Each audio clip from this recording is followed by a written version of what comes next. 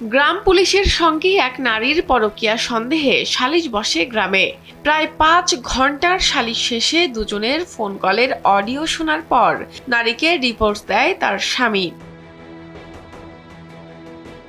এই ঘটনায় গ্রাম পুলিশ সুশান্ত চন্দ্র দাসের প্রতি ক্ষুব্ধ হয় এলাকাবাসী। পরে তাকে জুতার মালা পরিয়ে গ্রাম প্রদক্ষিণ করানো হয়।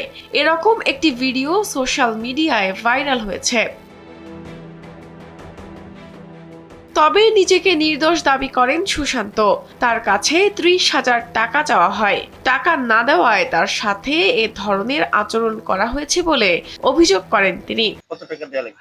30,000 টাকাটা নেবে কে? টাকা ওরাই নেবে, ওরা কারা? ওই যারা বিচার করছেন আছেন। এদিকে নিজের স্বামীকে নির্দোষ দাবি করেন সুশান্ত দাসের স্ত্রী।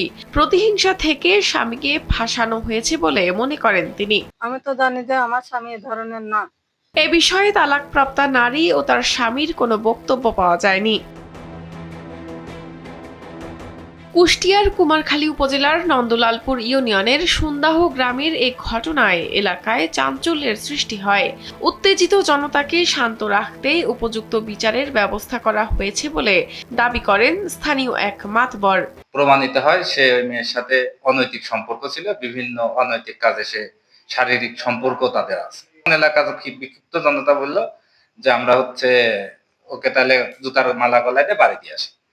এই বিক্ষুব্ধ জনতাকে মোটিভেশন করার জন্য আসলে এটা করা হয়েছে। তবে বিচারের নামে কাউকে জুতার মালা পরিয়ে ঘোরানো উচিত হয়নি বলে মন্তব্য করেন স্থানীয় চেয়ারম্যান। কি করবে মানে যেহেতু আটকাইছো তাহলে কাজ করো, তাকে নিয়ে কোনো কিছু করার দরকার নেই। সুন্দর করে নিয়ে যাওয়া হয় ইউনো স্যারের কাছে দিয়ে আসো, তা নাহলে পরে থানায় নিয়ে যাও, ওসি স্যারের কাছে দিয়ে আসো, তারপর তারা যেটা ভালো বোঝে সেটা করবে। তবে ওদের এই কাজটা এইভাবে করা ঠিক হয় না। এদিকে এ সম্পর্কে কিছুই জানেন না বলে দাবি করেন কুমারখালী থানার ভারপ্রাপ্ত কর্মকর্তা মোহাম্মদ সুলাইমান শেখ। এই সংক্রান্ত কোনো ভিডিও দেখিনি বা এই সংক্রান্ত আমি কোনো খবর জানি না ভাই।